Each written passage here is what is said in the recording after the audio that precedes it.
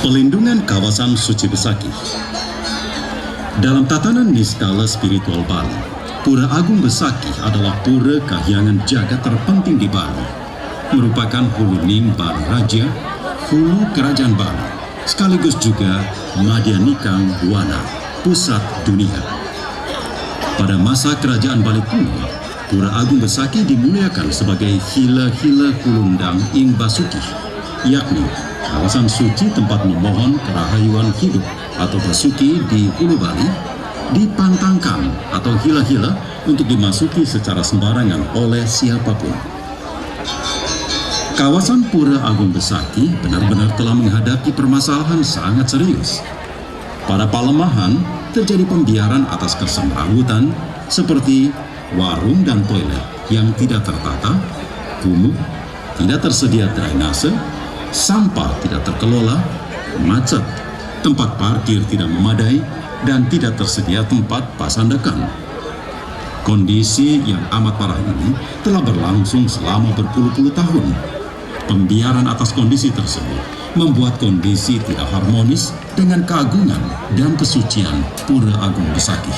Menyikapi kondisi tersebut, Gubernur Bali, Wayan Koster, dengan kesadaran penuh membangun Bali mulai dari hulu dengan memprioritaskan pembangunan pelindungan kawasan suci Pura Agung Besakih.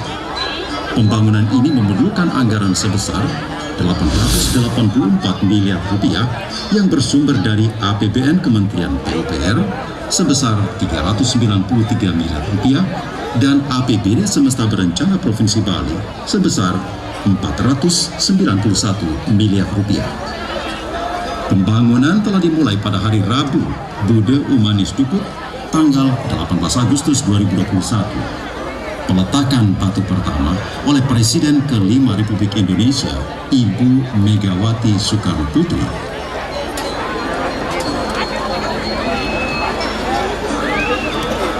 Bangunan ini memberi manfaat nyata bagi umat Hindu dan masyarakat umum, baik di Bali maupun di luar Bali, dalam melaksanakan upekara dan upacara suci Dresta Bali di Pura Agung Besakih dengan rasa nyaman dan aman.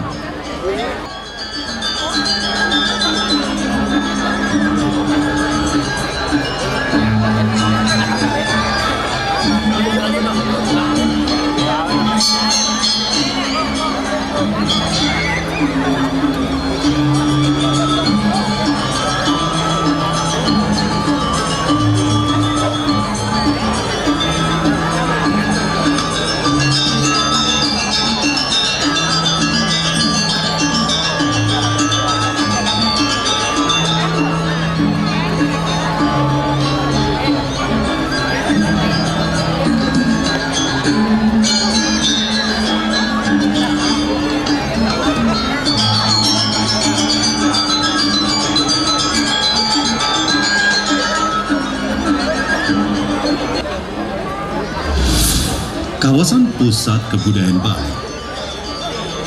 Kawasan Pusat Kebudayaan Bali dikonsepkan sebagai penanda kebangkitan kembali, puncak peradaban, dan keadapan budaya Bali. Bali sebagai Padma Buana atau pusat peradaban dunia. Secara historis, jejak keemasan peradaban kebudayaan Bali pernah dicapai pada era Kerajaan Gel-Gel di Kabupaten Klungkung di bawah pemerintahan Raja Dalem Baturenggong Wijaya Kresna Kepatisan pada abad ke-16. Kawasan ini didukung ekosistem budaya berbatasan dengan Kabupaten Gianyar, Bangli, dan Karangasem yang masyarakatnya memiliki tradisi, seni budaya, serta kearifan lokal sangat beragam, unik, dan adiluhung.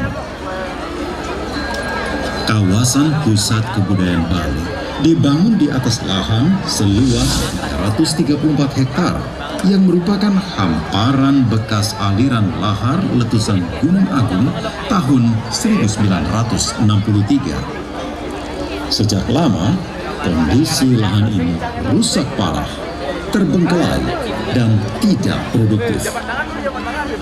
Lokasinya sangat indah, negara gunung, dengan latar belakang Gunung Agung di pinggir pantai dan menghadap ke Pulau Nusa Penida.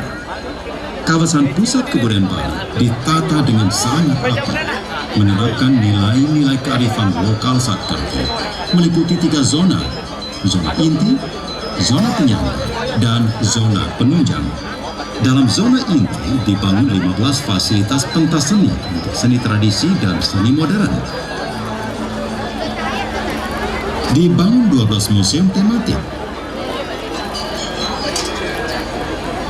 Juga dibangun Anjungan Nusantara, Anjungan Budaya Dunia, dan Desa Difabel. Dalam zona penunjang dibangun Gedung Auditorium Bung Karno, Bali International Convention Center, Bali Exhibition Center, gelanggang tertutup, pusat promosi ekspor Bali, hotel tematik, rumah sakit internasional, pusat perbelanjaan, apartemen, marina, clubhouse, dan restoran. Dalam zona penyangga dibangun sungai buatan Unda, embung, pelabuhan, dan hutan. Memerlukan anggaran sekitar 2,5 triliun rupiah bersumber dari APBN, APBD Semesta Berencana Provinsi Bali, dan pinjaman tanpa bunga Program Pemulihan Ekonomi Nasional PEN. Pembangunan dimulai dengan pembebasan lahan, pematangan lahan, dilanjutkan pembangunan fisik pada zona inti, zona penunjang, serta zona penyangga tahun 2020 sampai 2025. Kawasan Pusat Kebudayaan Bali merupakan mahakarya berkelas dunia seperti halnya Candi Prambanan dan Candi Borobudur.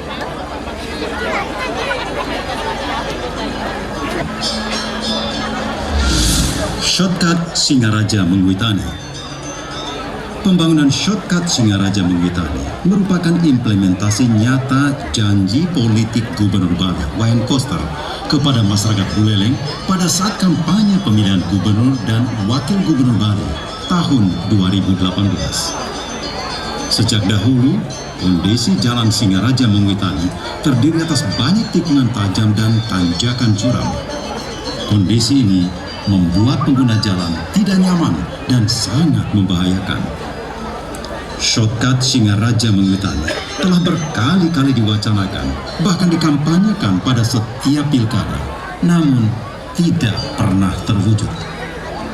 Pembangunan Shortcut Singaraja Mengwitani terdiri dari 12 titik. Dilaksanakan mulai tahun 2019, ditargetkan selesai tahun 2025. Total kebutuhan anggaran sebesar 1,6 triliun rupiah.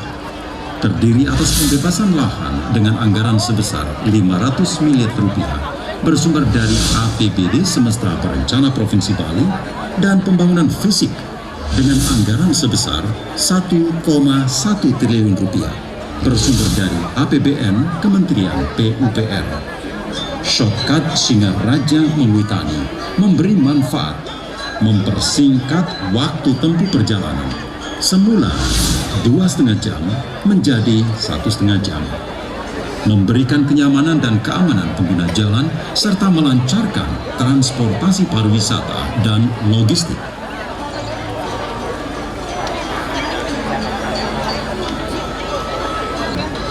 Tol Jagatkarti Bali.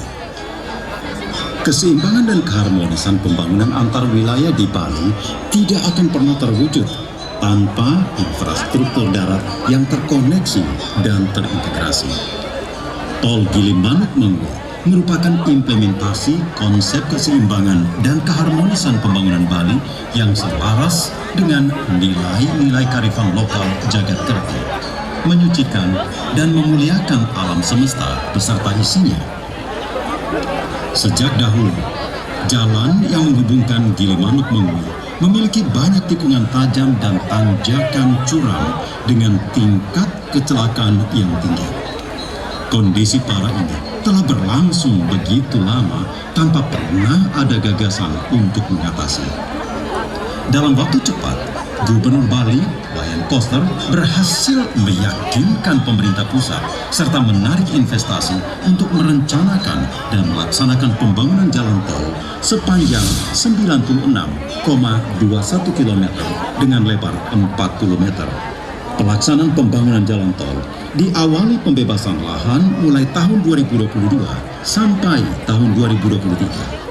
Dilanjutkan pembangunan konstruksi mulai tahun 2023 sampai tahun 2025 dengan kebutuhan anggaran sebesar 24 triliun rupiah bersumber dari investasi. Pembangunan jalan tol ini terwujud atas keberanian dan komitmen kuat Gubernur Bali, Wayan Koster, yang mendapat dukungan pemerintah serta berbagai komponen masyarakat Bali. Gubernur Bali, Wayan Koster, memberi nama Tol Jagat Kerti Bali yang memberi manfaat, mempersingkat waktu tempuh semula 4-6 jam menjadi 1,5 sampai 2 jam, meningkatkan kenyamanan dan keamanan transportasi logistik, penumpang domestik dan wisatawan, pusat destinasi wisata baru dan pemasaran UMKM, menumbuhkan pusat perekonomian baru di wilayah lintasan jalan tol. Pelabuhan segitiga Sanur Sampalan bias muncul.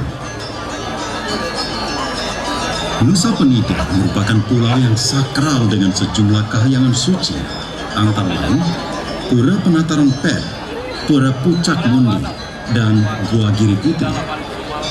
Keberadaan Nusa Penida tidak terpisahkan dengan Nusa Ceningan, Nusa Lembongan, dan Bali Daratan. Nusa Penida merupakan kawasan yang sangat potensial dan memiliki kekuatan daya tarik alam yang istimewa, namun belum dikembangkan secara optimal dan terintegrasi. Sejak dahulu, penyeberangan laut dari Sanur ke Nusa Penida sangat memprihatinkan, tidak nyaman dan tidak aman karena tidak ada pelabuhan. Namun tidak pernah ada yang memikirkan solusi atas kondisi buruk ini. Gubernur Bali, Wayan Koster, dengan niat baik dan tekad kuat mengambil langkah cepat, tepat dan strategis mengatasi kondisi yang ada dengan menggagas pembangunan 3 pelabuhan sekaligus, yaitu Pelabuhan Sanur Denpasar, Sampalan Nusa Penida, dan Bias Munjul Nusa Ceningan Klungkung. Pembangunan pelabuhan segitiga Sanur, Sampalan, Bias Munjul dimulai tahun 2020, selesai tahun 2022. Dibutuhkan anggaran sebesar 563 miliar rupiah. Untuk pembangunan pelabuhan Sampalan sebesar 90 miliar rupiah. Pelabuhan Bias Munjul sebesar 97 miliar. Dan pelabuhan Sanur sebesar 376 miliar rupiah. Sumber pendanaan sepenuhnya dari APBN Kementerian Perhubungan. Pelabuhan segitiga Sanur, Sampalan, Bias Munjul yang bermanfaat, memberikan kenyamanan dan keamanan penyeberangan bagi umat Hindu pada saat upacara di Pura Penataran Pet, untuk aktivitas rutin masyarakat Bali serta para wisatawan ke Nusa Penida, Nusa Ceningan, dan Nusa Lembongan. Mendukung percepatan pembangunan ekonomi di Nusa Penida, Nusa Ceningan, dan Nusa Lembongan sebagai upaya menyeimbangkan pembangunan wilayah Bali. Bali Maritime Tourism Hub sebagai destinasi wisata utama dunia, Bali harus memiliki infrastruktur pendukung yang memadai berkelas dunia. Gubernur Bali, Wayan Koster, mengarahkan rencana induk dan desain pengembangan pelabuhan Benoa yang diusulkan PT Pelindo menjadi Bali Maritime Tourism Hub.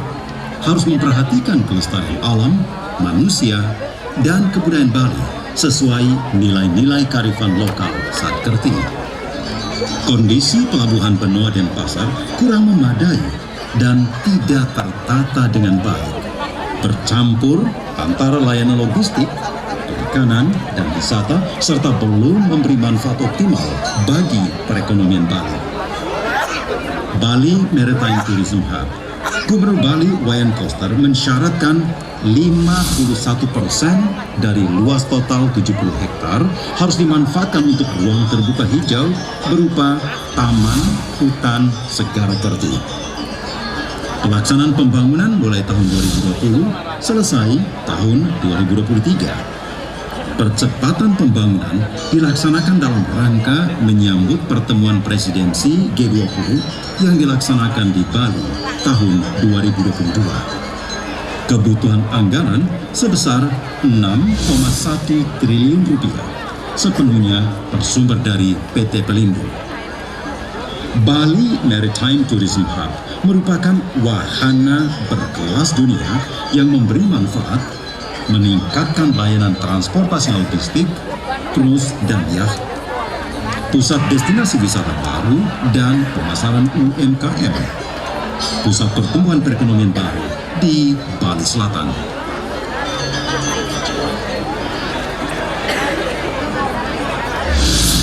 Bendungan Sidan dan Tamblang. Ketersediaan air untuk kebutuhan kehidupan sehari-hari dan pengairan menjadi masalah besar dan serius di Bali. Membangun bendungan merupakan swadharma murdaning jagat Bali sesuai ajaran yang tersurat dalam Kitab Slokantara. Membuat satu telaga untuk umum, dam atau bendungan lebih mulia daripada menggali 100 sumur. Pembangunan bendungan selaras dengan nilai-nilai kearifan lokal Danau Kerti, menyucikan dan memuliakan sumber air. Secara umum, kondisi mata air dan sungai di Bali mengalami penurunan kapasitas. Bahkan, banyak sungai yang sudah mengering, sehingga kebutuhan air sehari-hari yang dipenuhi dari air bawah tanah semakin meningkat. Hal ini sangat mengancam kelestarian lingkungan dan ekosistem alam Bali. Gubernur Bali Wayan Koster melakukan upaya keras mengatasi masalah tersebut hingga berhasil meyakinkan Kementerian PUPR untuk membangun bendungan Sidan dan bendungan Tamblang. Pelaksanaan pembangunan mulai tahun 2019 selesai tahun 2023. Pembangunan bendungan Sidan di wilayah Bangli dan Badung dengan anggaran sebesar 1,8 triliun rupiah serta bendungan Tamblang Buleleng dengan anggaran sebesar 794 miliar rupiah sepenuhnya bersumber dari APBN Kementerian PUPR. Bendungan Sidan dan bendungan Tamblang memberi manfaat memenuhi kebutuhan penyediaan air minum dan mendukung irigasi untuk wilayah Gianyar, Denpasar, Badung, dan Tabanan, serta Buleleng. Mengurangi penggunaan air bawah tanah yang berisiko terhadap lingkungan dan ekosistem alam. Turiya Pada Tower KBS 6.0 Kerti Bali. Gubernur Bali Wayan Koster menggagas Taman Komunikasi Bali Smart KBS berupa tower berkelas dunia dengan menerapkan nilai-nilai kearifan lokal Kerti serta filosofi Akasa Pertiwi Purusa Perdana. Konsep tower memadukan nilai-nilai tradisi Bali dengan teknologi global sebagai wujud Loke Samasta Sakino Bawana yang bermakna sumber kesejahteraan dan kebahagiaan kehidupan manusia yang mendunia. Gubernur Bali Wayan Koster menatahkan nama Turiya Pada Tower KBS 6.0 Kerti Bali. Sejak lama, masyarakat Buleleng tidak dapat menikmati siaran televisi tanpa bantuan antena parabola, sehingga sangat tertinggal dalam memperoleh informasi terkini dan tidak dapat menikmati hiburan melalui media televisi. Gubernur Bali Wayan Koster konsekuen memenuhi janji kampanye pada saat pemilihan gubernur dan wakil gubernur Bali tahun 2018 dengan membangun tower di Desa Adat Amertesari, Pegayaman, Kabupaten Buleleng. Pelaksanaan pekerjaan tower mulai tahun 2022 selesai tahun 2023. Kebutuhan anggaran sebesar 365 miliar rupiah sepenuhnya bersumber dari APBD Semesta Berencana Provinsi Bali. Karakteristik Turiya Pada Tower: tinggi tower 115 meter, dibangun di atas lahan dengan luas 4 hektar pada ketinggian 1.521 meter di atas permukaan laut, sehingga total tinggi tower menjadi 1.636 meter. Memiliki fasilitas multifungsi dan terpadu berupa pemancar, planetarium, skywalk, restoran putar 360 derajat, jembatan kaca,